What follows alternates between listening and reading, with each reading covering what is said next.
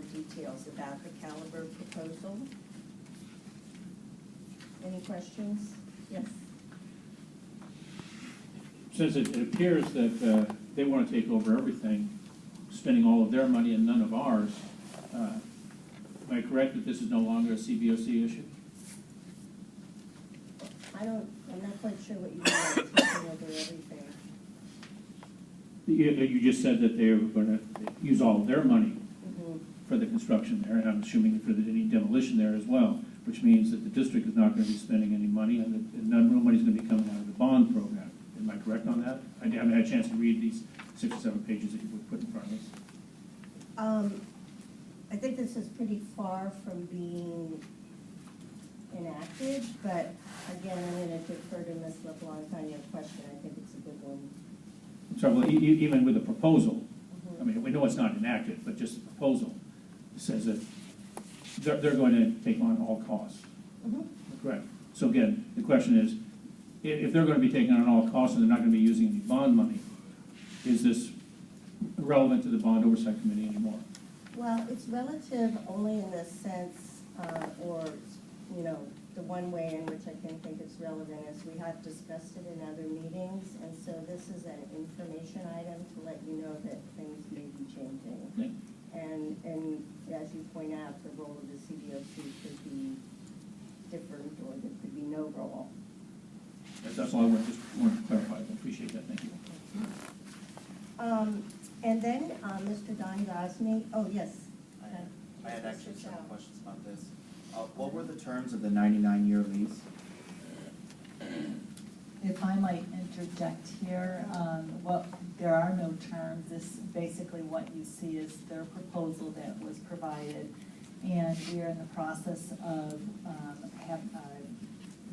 having our attorneys, respective attorneys, review the proposal and understand the details a little bit more.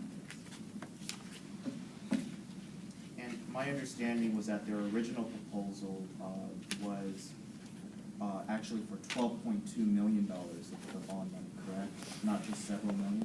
Yes, that is correct. That was an estimate. And that was primarily for infrastructure for the school that they were proposing that they would build. I'd be happy to go through this in greater detail, but at this point, what they're talking about is putting portables up the first year and then building afterwards, but removing any costs from the district. Well, let's be clear, it's construction costs, right, that you're referring to, because the land does cost money,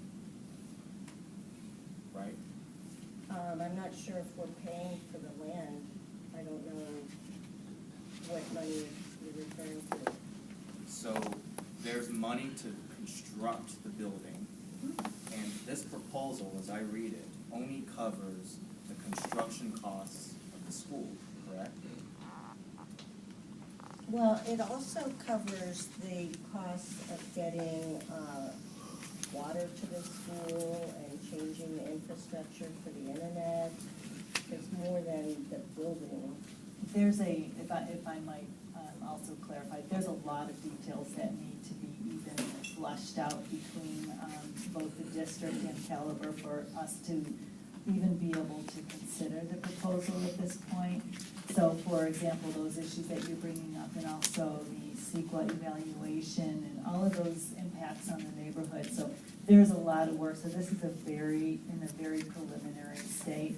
And until we've actually had our respective attorneys review it and work through the details, we don't have a lot more information than what is before you tonight. Well, I think the point that I wanted to make was that it's not completely free for the school district, because that land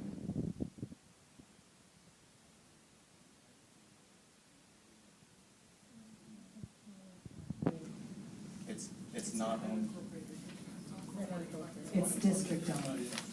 Oh, I'm sorry, it's unincorporated, but the district owns this piece of property, correct? And it's a piece of real estate that's an asset to the school district. That is correct. They're Right. not proposing buying the property.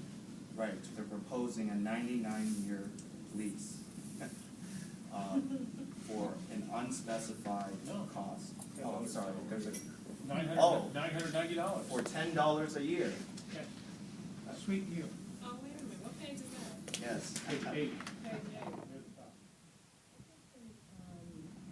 We probably spent almost enough time on this, but the idea was that this is not being used now. We're gonna have to spend a lot of money to get the site ready for decanting of other schools. And if that's not gonna be a CBOC matter, I don't see that we need to spend a lot of time on it. Question over there? Where will they be housing their students prior to the construction of their new school at the old island site? What are we forced to give up to them? Just to reiterate, the details of this proposal has not been fleshed out for the next school year. Those details have been agreed upon for the Caliber to be located at the Burke Avenue site, which is on the Kennedy campus and now occupied by the temporary Coronado campus.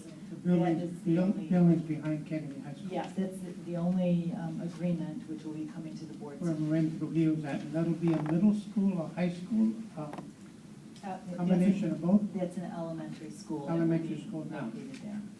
Will there be any of the district staff still remaining at the old, what I call, Marin Trujillo site behind Kennedy High School? The Coronado staff and students will be moving into the new building that's under construction and is finishing up right now.